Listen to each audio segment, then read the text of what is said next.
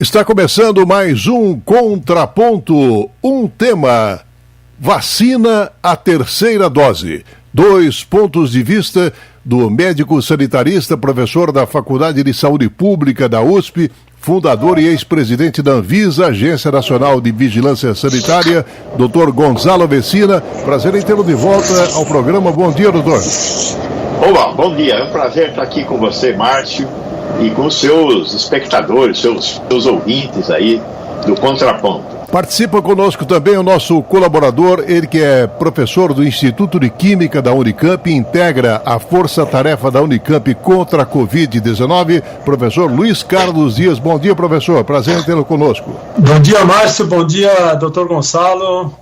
Bom dia a todos e todas. É um prazer imenso estar aqui. O Ministério da Saúde informou que vai iniciar a partir da segunda quinzena de setembro a aplicação da dose de reforço da vacina contra a Covid-19 em todos os indivíduos imunossuprimidos após 28 dias da segunda dose e em pessoas acima de 70 anos que foram vacinadas há 6 meses.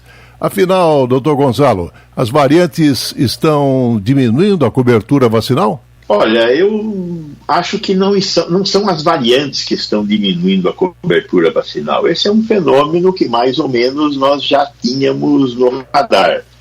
Que pessoas que tiveram a doença, elas diminuem. Quem teve a doença e ganhou a guerra, produziu anticorpos e ganhou a guerra.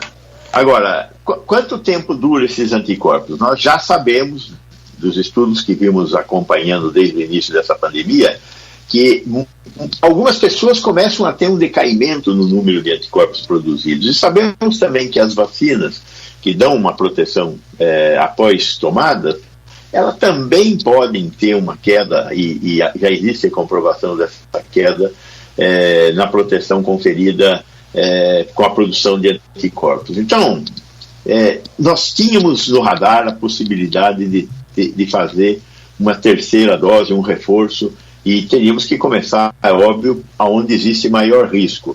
Onde há maior risco? Nos idosos e também nos profissionais de saúde.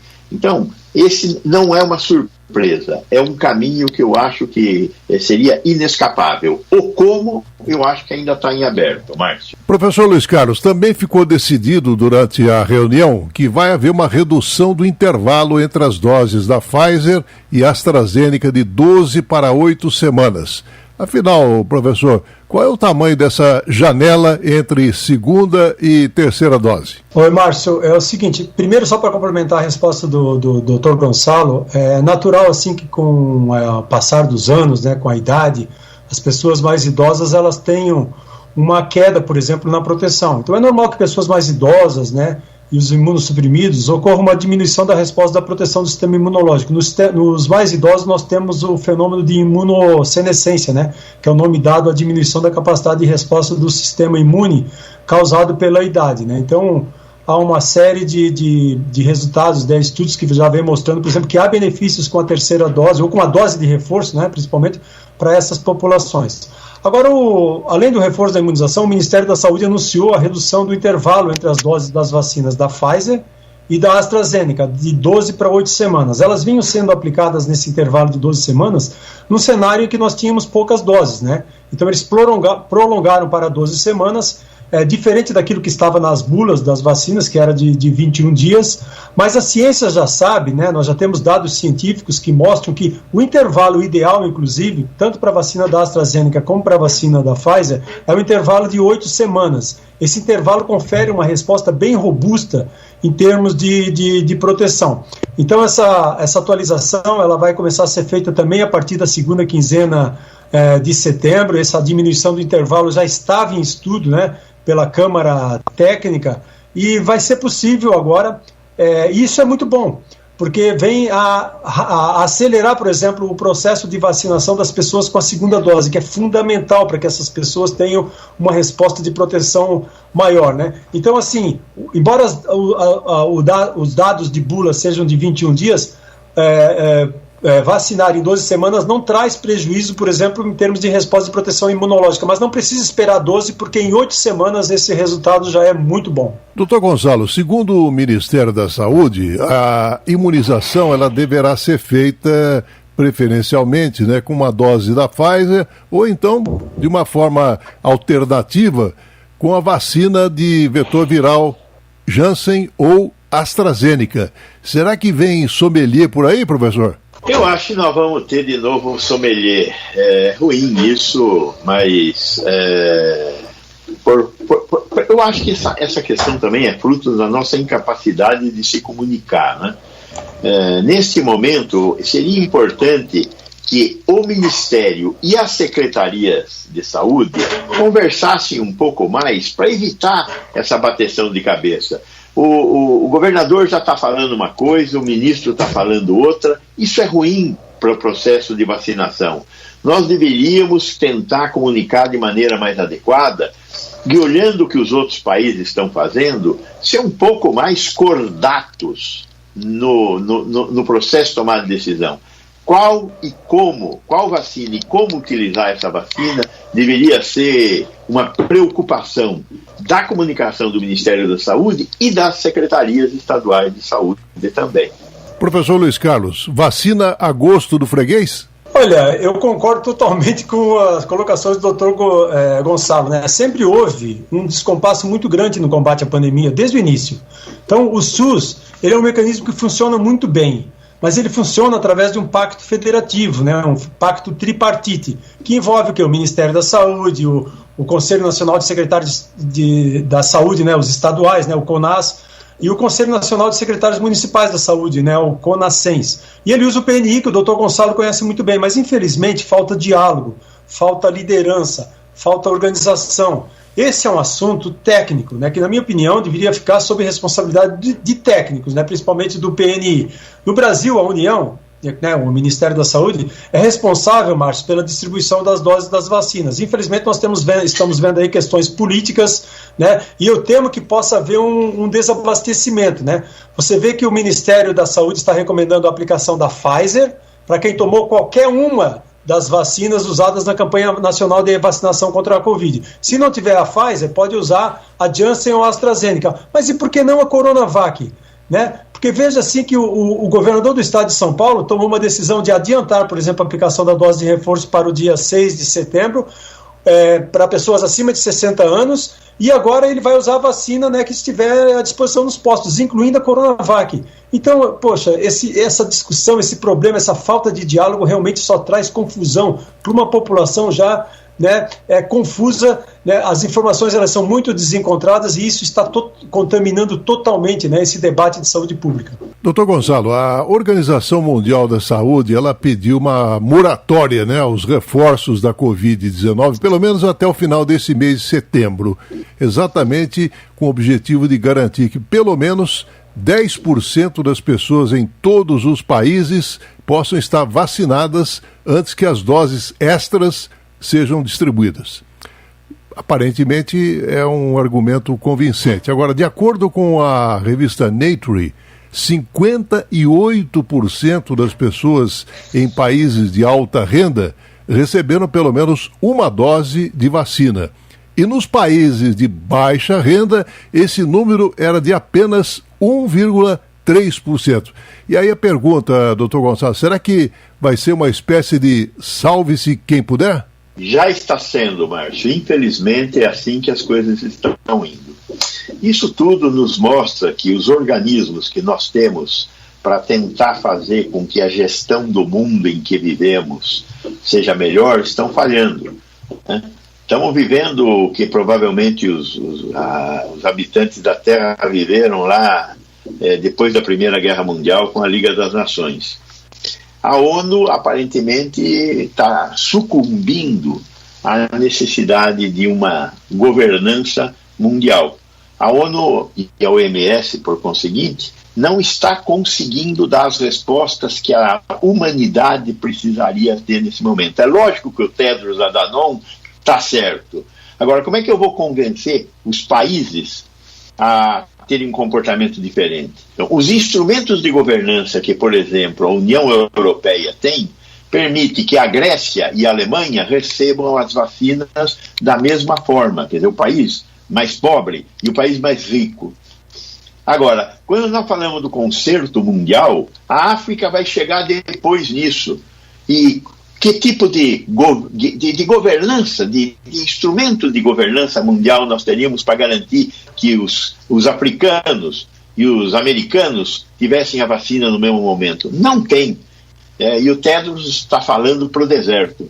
Infelizmente, é isso, na minha opinião. Professor Luiz Carlos, além disso, né, o caso dos reforços vacinais ainda não é consenso entre a comunidade científica.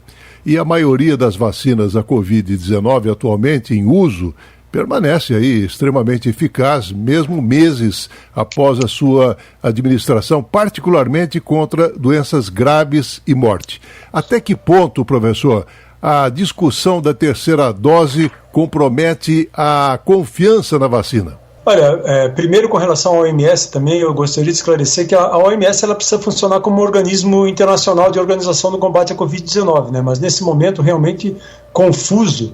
Nós já vimos, por exemplo, todo o debate em torno lá de vacinas e patentes. Eu acredito que a OMS tem até certa razão em pedir o adiamento, né, desses reforços das vacinas, mas olha só, nós temos aí populações mais idosas e imunossuprimidas que estão morrendo. Então as vacinas elas precisam ser fornecidas, uma dose de reforço, para salvar vidas dessas pessoas, né? As vacinas elas vêm salvando milhões de vidas e elas estão mostrando, Márcio, que elas são a nossa melhor resposta de proteção contra a Covid. Só que as vacinas sozinhas elas não vão nos tirar dessa pandemia, elas precisam do reforço das medidas não farmacológicas, né? Como o uso de máscaras, o distanciamento físico, os hábitos de higiene da mão. Isso aí é extremamente importante para que a gente possa sair da pandemia. Há uma série de estudos sendo conduzidos no mundo inteiro envolvendo as diferentes plataformas vacinais. Estudos de combinação homóloga, em que, por exemplo, uma dose de reforço ou uma terceira dose é dada para pessoas que já tomaram a mesma vacina.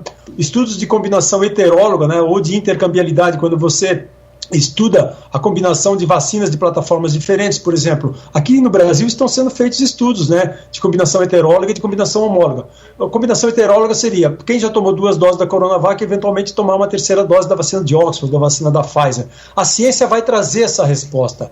É natural isso, só que a gente também tem que ter em mente que isso leva um pouquinho de tempo. Já temos resultados preliminares que mostram, sim, que há benefícios na aplicação de uma eventual dose de reforço, principalmente para as populações mais imunossuprimidas, as faixas etárias mais altas. Então, professor Vecina, o professor Luiz Carlos colocou estudos preliminares, né? E nós estamos vivendo aí um período também de escassez de vacinas, mundialmente falando, né? E a escolha de distribuir reforços, ela, evidentemente, ela deve ser guiada por evidências dos benefícios e também deve se considerar aí o custo de atrasar a distribuição de vacinas àquelas pessoas vulneráveis e também aos próprios profissionais de saúde em outros países. E considerando que há poucas evidências desses reforços que eles sejam necessários exatamente para proteger as pessoas totalmente vacinadas, eu coloco a seguinte questão, professor, e a controvérsia dos estudos, como é que fica? A controvérsia dos estudos é um problema da ciência, né? Porque nós não temos nenhum instrumento que seja 100% isto ou aquilo, né? Então, nós temos o que cada estudo indica um conjunto de resultados que nós temos que interpretar frente aos outros resultados também. Então, quando você fala, olha, essa vacina tem uma eficácia de 50%, essa vacina tem uma eficácia de 95%. E como é que fica a questão da cobertura que a vacina pode dar se todo mundo for vacinado? Isso é diferente, vamos discutir. E o que acontece, por exemplo, se nós fizermos vacinas diferentes? Então, você usa a vacina A aqui e um reforço com a vacina B. Tem uma resposta interessante, melhor. Ok, esse é o conhecimento científico. E agora, como é que a gente faz para ação? Para ação, nós temos que criar consensos. Então, os cientistas, os técnicos, têm que sentar e falar para os políticos qual é a decisão mais acertada. E os políticos tem que fazer o que é o mais acertado.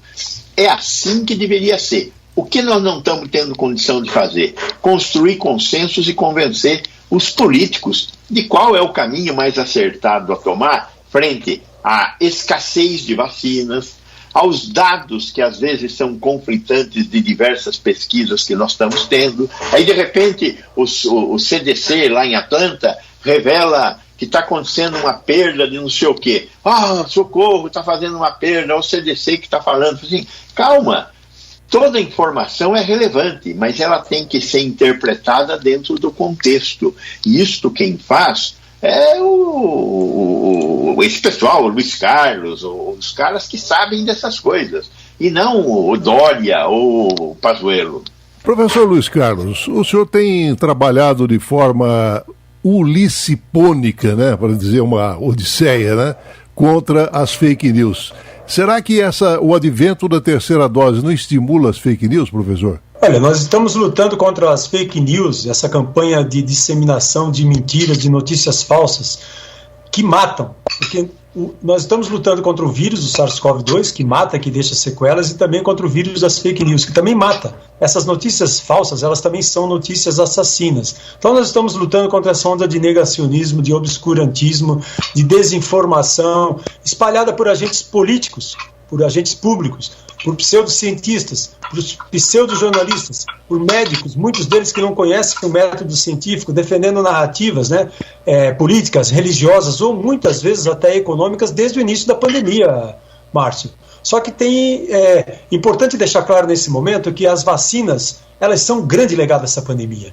Elas são uma resposta absolutamente extraordinária da ciência, e elas vieram para nos salvar a vida. Não há um mundo seguro sem ciência, não há um mundo seguro pós-Covid sem vacinas. Nós precisamos das vacinas, mas só as vacinas não vão nos tirar dessa pandemia. Nós precisamos da manutenção das medidas não farmacológicas. Mas nós precisamos também vacinar, Márcio. Nós precisamos vacinar rapidamente um contingente grande da população, algo talvez em torno de mais de 80% da população brasileira, em virtude da variante Delta, com as 2 doses ou com a dose única da vacina da Janssen. Então nós estamos falando da aplicação de uma dose de reforço para os idosos, mas nós não podemos esquecer que o debate político na área de saúde pública agora, o debate público, ele tem que envolver uma ampla cobertura vacinal, ele tem que envolver esclarecimento da sociedade para que a gente possa atingir uma ampla cobertura vacinal, porque só assim nós vamos diminuir o número de pessoas susceptíveis e poder começar a diminuir o espalhamento e a disseminação do vírus. Então nós temos que continuar conversando com a sociedade e mostrar, né, nessa onda, nessa luta insana, nessa luta desigual, porque o movimento anti-vacinas, o negacionista, eles são muito organizados, que nós só vamos sair com vacinação em massa. Então precisamos vacinar com a primeira dose. Quem tomou a primeira dose precisa voltar para tomar a segunda dose, porque nós temos cerca de 7 milhões de pessoas que não voltaram em tempo correto para tomar a segunda dose, e nós precisamos acelerar esse processo de vacinação. Doutor Gonçalo, Israel começou a dar a terceira dose da vacina mRNA da Pfizer para as pessoas com mais de 50 anos e também outros grupos vulneráveis. Já a França, Alemanha, Reino Unido e Estados Unidos estão planejando aí os reforços para determinados grupos.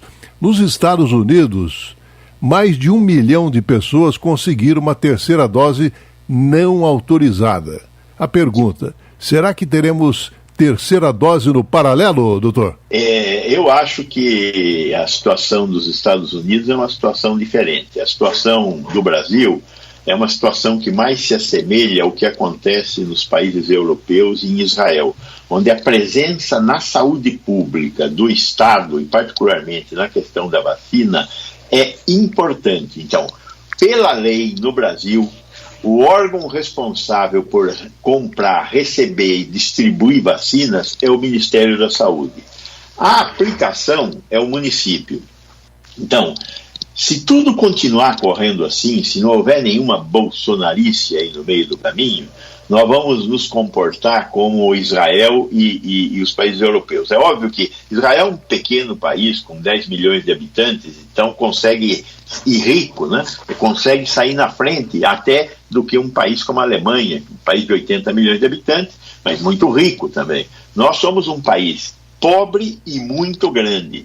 Então, estamos sendo mal governados. Então, vamos ter nossas dificuldades. Mas eu acho que aqui não vai acontecer o que está acontecendo, eu espero, né? O que está acontecendo nos Estados Unidos, exceto se acontecer algum desvio mesmo, né? Professor Luiz Carlos, um surto de Covid-19 na Indonésia, que afetou inclusive muitos profissionais da saúde que foram vacinados com Sinovac, e surtos em outros países dependentes da vacina da Sinovac, levaram autoridades a considerar os reforços com as outras vacinas, embora as vacinas estejam longe de ser o único fator implicador no aumento das taxas de doenças.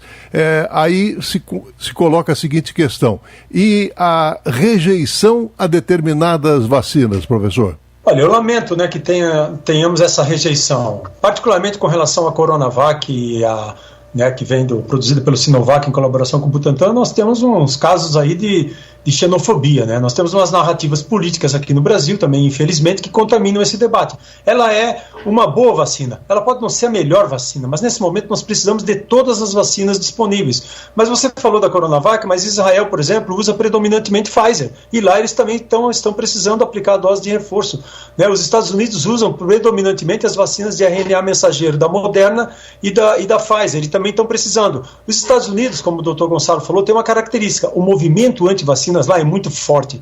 Eles não gostam de vacinas como o brasileiro gosta. Nós adoramos vacinas, nós sempre aderimos às campanhas de vacinação em massa. Nós temos o PNI fantástico, nós temos aí o SUS, certo? Então nós vamos nos vacinar. O brasileiro vai. Nós hoje já ultrapassamos, por exemplo, o percentual de americanos que tomou a primeira dose, para você ter uma ideia. Tá? Então o que nós precisamos é passar para a sociedade que todas as vacinas são importantes. A vacinação, ela é um processo coletivo. Ela não é... A vacina, ela não garante uma proteção individual. De nada adianta você tomar a melhor vacina, né, se uma grande parte da população não tomar. Nenhuma dessas vacinas foi desenvolvida para ser, por exemplo, esterilizante. Elas foram desenvolvidas para diminuir internação e morte. Esse é o objetivo, isso elas estão fazendo muito bem. E também não pode esquecer, Márcio, que essas vacinas em uso hoje no Brasil, elas foram desenvolvidas em um outro momento, quando outra variante estava circulando. Depois veio a variante alfa, beta, gama e a delta, e essas vacinas ainda não foram atualizadas. Mas mesmo assim, elas estão servindo ao seu propósito, que é diminuir internação e mortes. Mas as vacinas funcionam, né, num pacto coletivo. Precisamos vacinar o maior número de pessoas o mais rapidamente possível, e o comportamento humano tem que ser um comportamento de responsabilidade social, de empatia, porque nós só vamos sair se todos os atores jogarem juntos aí. As estrelas são as vacinas, mas os atores coadjuvantes, né, são, né, as medidas não farmacológicas. Complementando, doutor Gonçalo, a colocação do professor Luiz Carlos, né, todas as vacinas, elas parecem ser pelo menos 90% eficazes contra hospitalização e morte por Covid, embora alguns estudos tenham descoberto que os níveis de anticorpos induzidos pela vacina diminuem após alguns meses. A pergunta: isso seria indicativo de diminuição da proteção contra o coronavírus? Olha, eu acho que a gente tem que levar em consideração que sim, por isso a necessidade do reforço. Né? Nós estamos aprendendo como é que é a proteção que as vacinas conferem. Nós temos dados de muitos países com a utilização de vacinas, inclusive com a Coronavac, como por exemplo o caso do Chile, o caso da Indonésia. Então, estamos aprendendo com o aprendizado de todo mundo.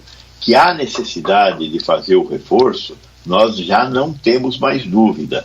A questão toda é como é que a gente faz o reforço num momento em que há escassez de vacinas e que existem ainda grupos que correm riscos sem a cobertura vacinal. Então, temos que criar aí um espaço de administrar a escassez de vacinas que nós temos. Professor Luiz Carlos, os cientistas ainda não sabem qual o nível de proteção extra que a dose de reforço poderia conferir contra outras doenças, inclusive por quanto tempo a dose perduraria. Agora, no entanto, em média, uma pessoa não vacinada, devidamente exposta ao coronavírus, teria muito mais probabilidade de ser infectada e também espalhar a infecção a um indivíduo vacinado. Além disso, eles teriam mais de 90% de probabilidade de serem hospitalizados ou morrerem da doença. Aí a pergunta: é verdadeira ou falsa a informação? Olha, o que nós estamos observando no mundo inteiro não só aqui no Brasil, é que o maior número de casos de infecções, de internações e de óbitos vem ocorrendo na população não vacinada. Isso é esperado, essas pessoas elas estão menos protegidas. Acontece que, à medida que a variante Delta, né, está se espalhando já pelo mundo inteiro, ela é uma variante mais infecciosa, mais transmissível, ela deixa as pessoas infectadas com uma carga viral cerca aí de 300 a 1.000 vezes mais alta do que as variantes anteriores. Ela infecta principalmente os não vacinados, e os não vacinados levam o vírus para também os vacinados. A variante Delta consegue escapar um pouquinho da resposta de proteção das pessoas que tomaram só a primeira dose. Tá? Mas ela infecta também pessoas, se elas não se cuidarem, mesmo vacinadas com a segunda dose. O problema é quando ela infecta pessoas imunossuprimidas ou as pessoas mais idosas, porque aí ela pode levar a casos mais graves e mortes. Tá? A vacinação, Márcio, ela produz um aumento, né, no número inicial de células imunológicas, e essas células imunológicas vão produzir anticorpos, neutralizantes, não neutralizantes, células de memória que diminuem com o tempo, lentamente, em todas as populações. Só que eles diminuem mais rapidamente nos mais idosos, nos imunossuprimidos. Mas sempre esse processo deixa um pequeno reservatório de células de memória, entendeu? Que ficam lá patrulhando, digamos assim, o organismo em busca, né, de futuras infecções. Uma dose de reforço de qualquer uma vacina, ela pode fazer com que as células que produzem anticorpos, elas se multipliquem, pode elevar o nível dos anticorpos, né, contra o patógeno. Esses anticorpos podem ficar mais robustos, eles podem eventualmente diminuir depois de novo, mas sempre vai ter uma memória que, caso a pessoa entre em contato com aquele patógeno, né, aquele vírus, né, vai ter um processo chamado de maturação, por exemplo, da proteção, fazendo com que os anticorpos produzidos se liguem aos patógenos com mais força, aumentando sua potência. Então essa estratégia ela é muito importante, ela é fundamental. As pessoas precisam realmente procurar se vacinar, independente da vacina. Doutor Gonçalo, até que ponto os países ricos eles deveriam cumprir as promessas de apoiar a COVAX, aquela aliança internacional que fornece vacinas para os países de baixa renda? A COVAX ela continua muito aquém da modesta meta de vacinar os 20% mais vulneráveis das populações até o final deste ano. O que o senhor pensa a respeito? Eu acho que aí nós temos um passado ruim, né? Quando o Tedros Adhanom começou a falar e propor a questão do COVAX Facility, nós estávamos sob a égide do governo do Trump. E foi um desastre o tipo de diálogo que a OMS teve com o Trump, tanto é que o Trump retirou os Estados Unidos da OMS. E aí o COVAX Facility perdeu o aporte, que seria o maior aporte, porque é o país mais poderoso do ponto de vista de recursos, os Estados Unidos. Então, parece que o Biden não revisitou muito essa questão da cooperação com o Tedros, e não se tentou reconstruir aquilo que o Trump destruiu, né? Eu acho que estava na hora da gente tentar reconstruir um pouco a importância da Organização Mundial da Saúde para a gente enfrentar, porque o mundo não vai se livrar desta praga se o mundo não se livrar. Se a gente achar que é possível ter um Estados Unidos protegido e Gana desprotegido, nós estamos enganados. Se surgir uma variante em Gana que dê um drible nas nossas vacinas, ela vai se disseminar pelo mundo inteiro e tudo vai acontecer de novo como se nada tivesse acontecido. Existe pelo menos teoricamente essa possibilidade. Então, nós temos que entender que nós teríamos que estar fazendo um esforço para que todos os habitantes do mundo tivessem acesso à vacina, apesar da escassez de vacinas que nós temos hoje. Pois é, então, em cima dessa questão da escassez de vacinas, professor Luiz Carlos, a disponibilidade global da vacina é extremamente limitada ainda, né? Agora, o que pensar a partir do reforço da terceira dose? O que esperar, inclusive, com relação à ação humanitária de doações de vacinas? Seriam elas, as doações, suficientes? Olha, Márcio, nós vamos precisar disso, né? Como o Dr. Gonçalo falou, nós não vamos sair da pandemia se nós vacinarmos Israel, Reino Unido, Estados Unidos, Brasil, né, União Europeia Não, enquanto não vacinarmos toda a população. Você vê que o Haiti só começou a vacinar no mês passado, né? 14 países já estão aplicando doses de reforço, 14 ou 15. O Haiti começou a aplicar no mês passado. Você citou um número aí de 1,4%, né, por cento da população nos países de baixa renda que tomou a primeira dose apenas. Então, olha só, esse cenário de vacinação lenta, Márcio, ele é extremamente perigoso porque ele pode favorecer o surgimento de super variantes, de super cepas, que vão dizimar, né, matar essas populações de baixa renda que já sofrem com várias outras doenças, com malária, com chagas, com leishmaniose, com esquistossomose, com HIV, né, com tuberculose, com várias outras doenças. E lá podem surgir novas variantes que elas vão certamente chegar, porque não existe, o vírus ele não respeita fronteiras, né? Então, infelizmente nós estamos vendo isso, que alguns países compraram um número de doses muito maior do que o necessário para aplicar 2 ou 3 doses na sua população. Como eu falei anteriormente, a OMS ela precisa funcionar como um organismo de organização do combate à Covid-19, mas o cenário está muito confuso, porque muitos países, né, inclusive, né, não têm laços, né, com a OMS. Os países mais ricos, sim, eles têm que fornecer vacinas contra a Covid-19 aos bilhões de pessoas que aguardam pela primeira dose. Por quê? Esses países de baixa renda, eles não têm dinheiro para comprar vacinas, e tampouco eles têm infraestrutura, eles não têm laboratórios como o Butantan, institutos de pesquisa como o Butantan e a Fiocruz para produzirem as vacinas deles. Então eles são totalmente dependentes dos países de média renda, dos países de baixa renda. E esses países têm que ter, né, em mente, a prioridade deve ser salvar vidas. Nós hoje temos 10 mil pessoas morrendo por dia, né? Esse número ainda é extremamente alto. O mundo não vai sair da crise sanitária e uma ação realmente precisa, né, ser feita para proteger essas pessoas que ainda não tomaram nenhuma vacina. Doutor Gonçalo, líderes de países cujas empresas se beneficiaram inclusive de fundos públicos, como o caso da BioNTech na Alemanha e a Moderna nos Estados Unidos, deve usar aí a sua influência com o objetivo de expandir a sua produção em outras partes do planeta. A pergunta, o Brasil é candidato a receber novas unidades produtoras de vacinas, doutor? Eu acho que sim, é candidato. Eu acho que nós não só vamos receber essa possibilidade, porque ontem, por exemplo, foi anunciado um acordo tecnológico entre a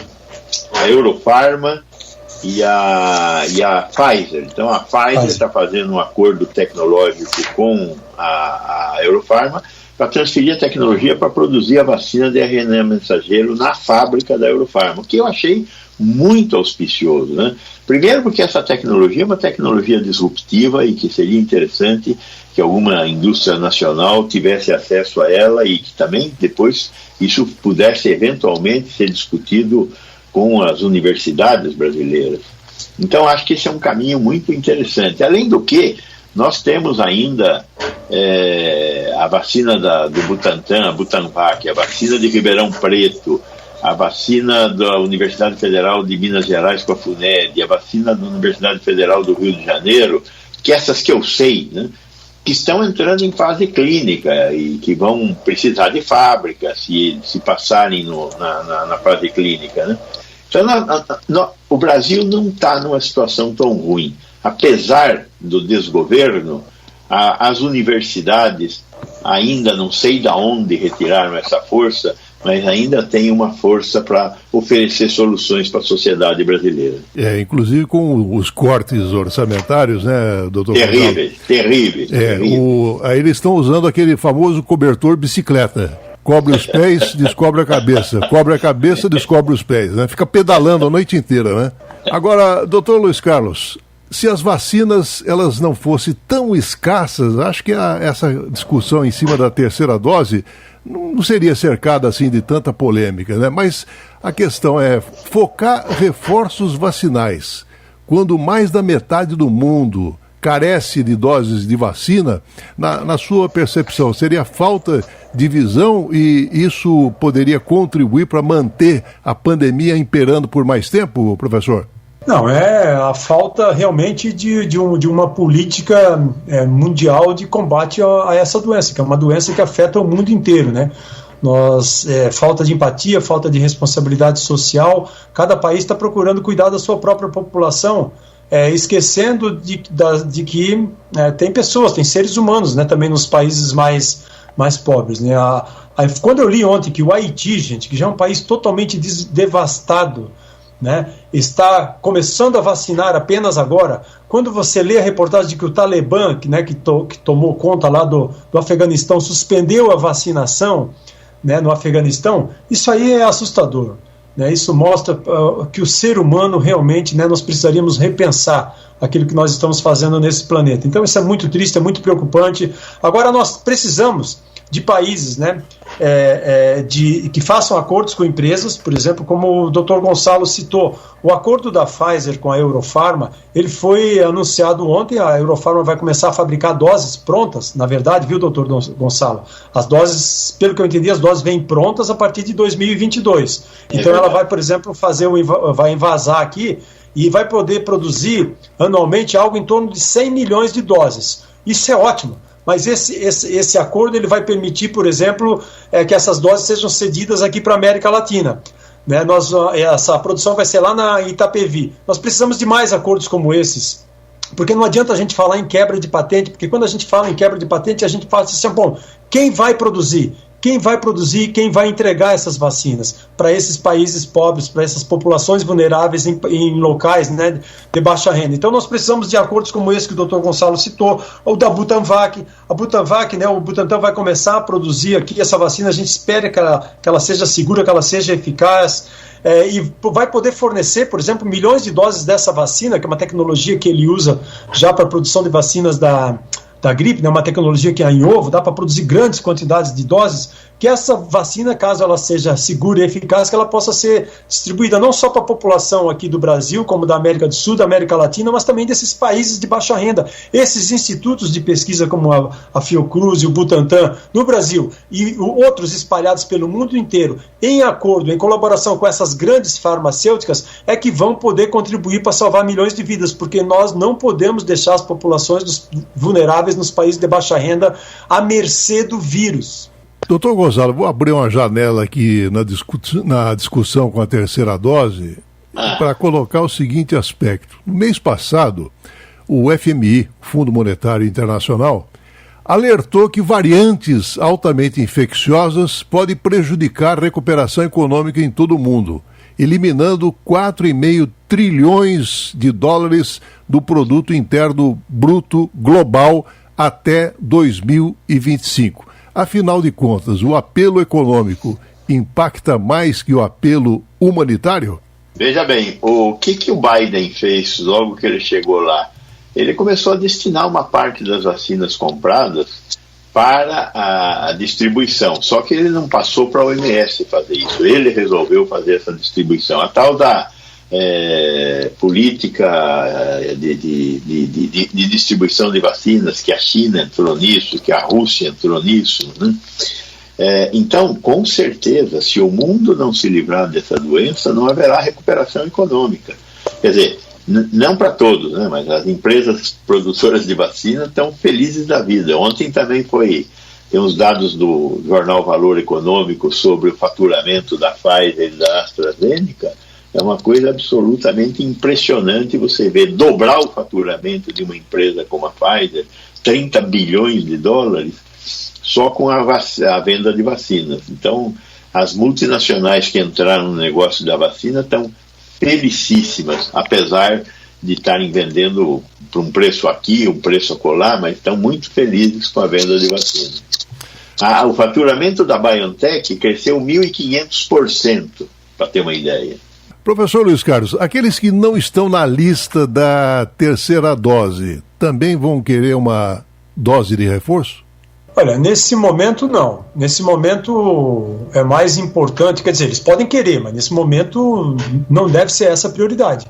A prioridade nesse momento deve ser vacinar o maior número possível de pessoas com a primeira dose, incluindo adolescentes, eventualmente crianças, né, depois que nós tivermos aí os resultados dos estudos clínicos para crianças, para essa faixa etária, vacinar as pessoas com a segunda dose. Então, quem tomou a primeira dose, se não foi a dose da Janssen, deve voltar para tomar a segunda dose. Então, vacinar mais rapidamente o maior número de pessoas, sempre salientando sobre a importância de manter o uso de máscaras, o distanciamento físico, os hábitos de higiene das mãos, evitar locais fechados com aglomerações, principalmente pouco ventilados. Vacinar, então, com uma dose de reforço, essas populações mais vulneráveis, né? Nós precisamos, além disso, também fazer testagem, porque o Brasil testa muito pouco, para poder testar, para poder isolar as pessoas infectadas, para poder isolar ou monitorar os seus contatos imediatos e também fazer vigilância epidemiológica para poder monitorar o aparecimento dessas VOX, né, essas variantes de atenção, porque hoje nós temos aqui a Delta, brigando por espaço com a Gama. Como o Brasil testa pouco, faz pouca vigilância genômica, né, infelizmente, muito provavelmente a Delta pode acabar dominando aí, né? E se a Delta dominar, você vê que se ela se tornar dominante, ela é mais infecciosa, ela infecta o maior número de pessoas mais rapidamente, que vão infectar o maior número de pessoas. Daqui a pouco a gente corre o risco de estar com as nossas UTIs todas lotadas. Nós já estamos observando um aumento, né, no número de internações em alguns estados, né, e isso aí ela é muito preocupante, com pessoas de todas as idades, inclusive de jovens. Então essa deve ser a prioridade. A vacinação, seria ótimo se nós tivéssemos vacinas para todo mundo, para todos os países de média, baixa, né, renda também, mas nós não temos. Então nós temos que estabelecer nesse momento a prioridade de vacinar o maior número possível de pessoas. E essas doses de reforço, sim, porque pessoas mais idosas, mesmo vacinadas, independente da vacina, elas estão sendo contaminadas e estão vindo ao óbito. Doutor Gonçalo, o Israel está ministrando aí as vacinas para as pessoas com mais de 50 anos. A Hungria, por exemplo, abriu a porteira, né, para a população em geral. E ainda existe aqueles que oferecem doses só para quem recebeu uma vacina específica, como é o caso do Chile. A terceira dose vai ser uma espécie de moeda de troca? Não sei se vai ser uma moeda de troca, mas você pode incluir assim no seu discurso. Eu não sei o que o Luiz Carlos pensa, mas eu acho que nós não vamos escapar da quarta dose, quem sabe da quinta dose. Esse negócio, essa doença veio para nos... Ela vai acampar aqui, não só pela falta de cobertura mundial, como também pelo tipo de resposta que a sociedade está dando, né? Está todo mundo na rua. Por que está acontecendo esse desastre lá no Rio de Janeiro? Porque os cariocas não estão dando bola. Porque eles saem, se encontram com o vírus e o vírus está circulando livre, leve e solto. Então, eu acho que nós não vamos conseguir segurar essa doença fora do Brasil, e acho que boa parte dos países ocidentais não vão conseguir fazer isso. Alguns países com algum tipo de comportamento muito diferente, como o Vietnã, a China, Nova Zelândia, talvez consigam algum tipo de sucesso. Mas nós, com certeza, vamos falar de quarta dose ainda, na minha opinião, pelo menos, Márcio. Pois é, professor Luiz Carlos, a República Dominicana foi o primeiro país da América Latina a anunciar lá no dia 30 de junho que iria oferecer uma terceira dose. E, consequentemente, o governo dominicano tentou acelerar o seu programa de vacinação, enquanto os vizinhos começam a perceber que os casos crescem assustadoramente, professor. Olha, não dá para colocar uma redoma, né? O vírus, ele não sabe onde começa Brasil, onde termina Argentina, onde começa Uruguai, Chile, República Dominicana. O vírus, ele não conhece fronteiras geográficas. Como as pessoas transitam, vão de um país, de um local para outro, elas vão carregar o vírus. Isso aí vai acontecer isso. Não adianta. Essa questão assim, de que se nós vamos precisar de uma terceira, quarta, quinta dose, eu concordo com o Dr. Gonçalo, gente. O vírus, provavelmente, nós vamos ter que nos adaptar para viver com ele ou coabitar, é o que eu acredito, entendeu? Porque o vírus está nesse processo de evolução dele, de evolução natural. O vírus ele não quer exterminar a raça humana. O vírus ele quer se adaptar ao nosso organismo, ao organismo do hospedeiro. Nós somos os hospedeiros do vírus. Então ele vai tentando driblar o nosso sistema imunológico para se adaptar e para fazer milhões de cópias dele. É isso que ele quer, entendeu? Então se ele entra no organismo de uma pessoa que não está vacinada, ele tenta fugir da resposta de proteção inata. Se ele entra no organismo de uma pessoa que está vacinada, ele tenta fugir da resposta de proteção conferida pelos anticorpos, pelas células de memória. Ele vai tentando se adaptar. E nesse processo ele pode sofrer mutações para ele se entrar, por exemplo, no organismo de pessoas jovens, saudáveis, totalmente imunizadas com 2 doses, ele pode se adaptar também. E aí nós vamos ter que conviver com essa doença. Muito provavelmente, a gente ainda não sabe, né, qual é a resposta de proteção, o tempo de proteção, nós não sabemos qual é o correlato de proteção também responsável, né, por nos proteger do vírus. Então a gente muito provavelmente vai ter que precisar de doses de reforço anuais, talvez a cada 2 anos, eu não sei, principalmente para as populações mais imunossuprimidas, os mais idosos. Muito provavelmente nós vamos conviver com esse vírus por muito tempo. Por quê? Porque o comportamento humano também não ajuda. Né? Você vê as pessoas nas ruas, você vê as pessoas às vezes não usando máscara, você vê que o nosso presidente está querendo sugerir para o ministro da Saúde abolir o uso de máscara. Gente, a pandemia está longe de acabar, eu lamento dizer isso, né? Eu gostaria muito de vir aqui dizer que a pandemia está próxima de acabar. As vacinas, elas são fantásticas, mas o comportamento humano irracional, gente, ele não está ajudando. Não é momento de abolir o uso de máscaras. Doutor Gonçalo, o professor Luiz Carlos falou do Uruguai, né? E o Ministério da Saúde do Uruguai já começou a ministrar a 3ª dose para aqueles que receberam a Coronavac. E essa dose de reforço é da Pfizer, administrada ao menos 90 dias depois da 2ª dose da vacina inicial. E a pergunta, o turismo vacinal pode se tornar realidade, professor? Se o país tiver condição de oferecer, você veja, por exemplo, em Nova York, nós tivemos lá um posto, não sei se ainda está funcionando, um posto de vacinação no Central Park, e que era para turistas, né? Com certeza, alguns países vão se aproveitar dessa possibilidade e, tendo condições, vão oferecer essa condição. Então, os uruguaios, um país de 4,5 milhões de habitantes, que tem grande dependência de turismo, pode ser que ofereça alguma condição dessa, né? Vai ter uma invasão de brasileiros lá, eles que tomem cuidado, né? Porque o brasileiro que for lá tomar vacina não vai só tomar vacina, leva o bicho também, né? Então precisa tomar cuidado com esse tipo de atitude, porque às vezes pode dar mal, como está acontecendo no Japão agora, né? O Japão está enfrentando lá um perrengue, que resolveram fazer de qualquer jeito as Olimpíadas, e o preço está chegando lá. A fatura está sendo cobrada agora, né? Está havendo uma explosão de casos, os hospitais estão ficando cheios. Então, não é fácil se movimentar livre, leve e solto no meio de uma pandemia, Márcio. Professor Luiz Carlos, o senhor citou a questão da máscara e a flexibilização se tornou uma realidade a partir dos Estados Unidos, indo para a Europa, e agora, evidentemente, estão voltando atrás. Nós estamos flertando com o inimigo? Bom, nós estamos flertando com o inimigo desde o começo da pandemia, né? Nós estamos fazendo aquilo que o vírus quer. O vírus quer isso. O vírus quer que a gente flerte com o inimigo, né?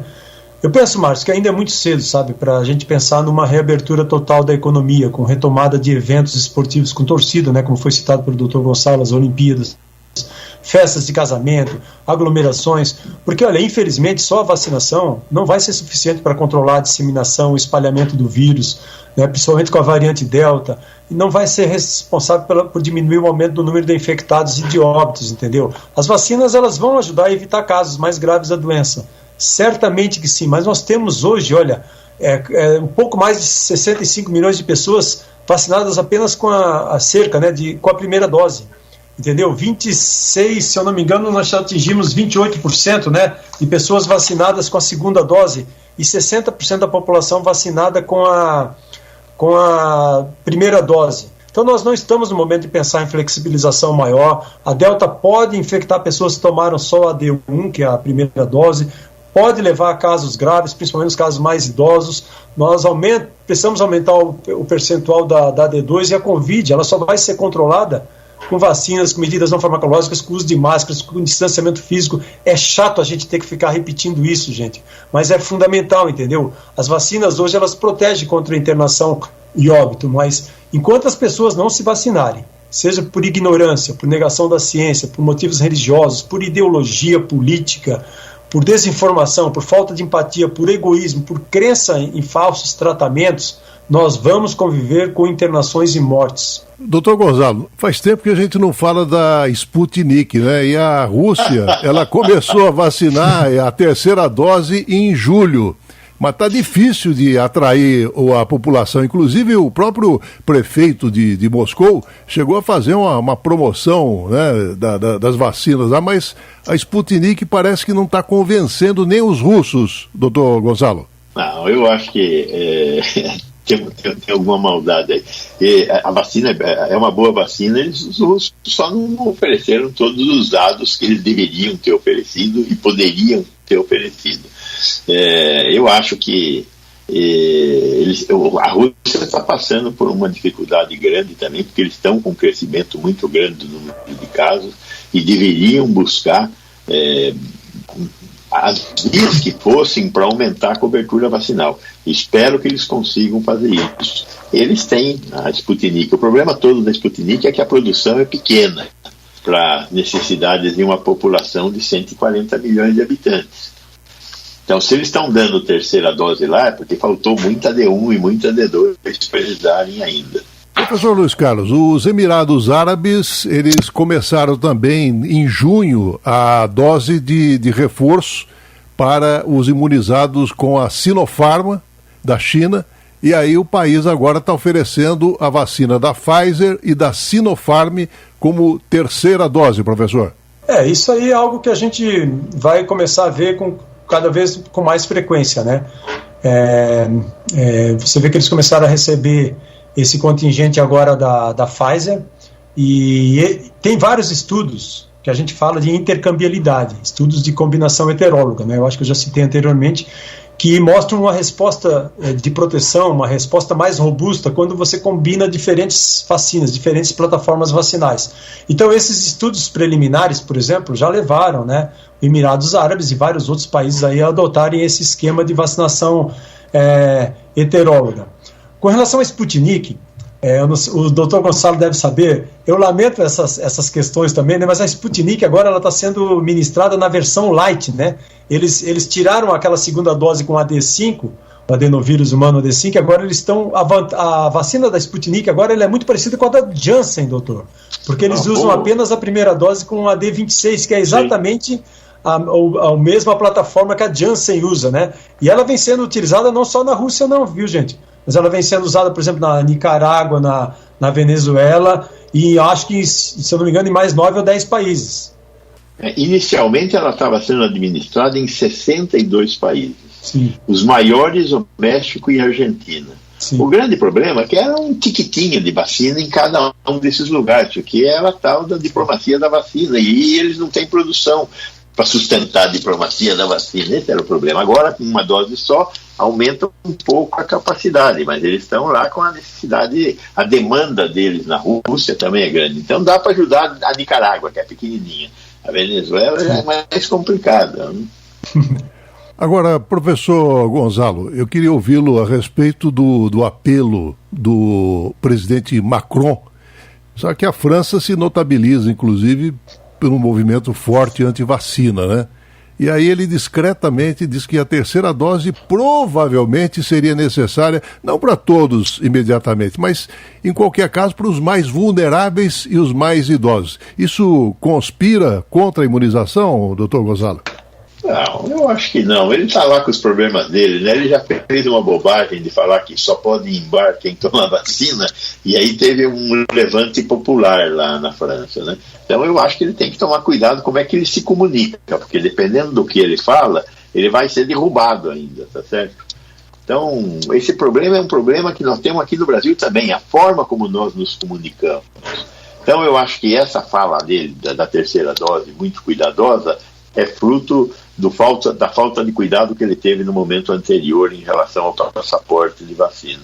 Dr. Gonzalo Vecina, professor da Faculdade de Saúde Pública da USP, fundador, ex-presidente da Anvisa, Agência Nacional de Vigilância Sanitária. Foi um prazer tê-lo no Contraponto mais uma vez, Dr. Gonzalo.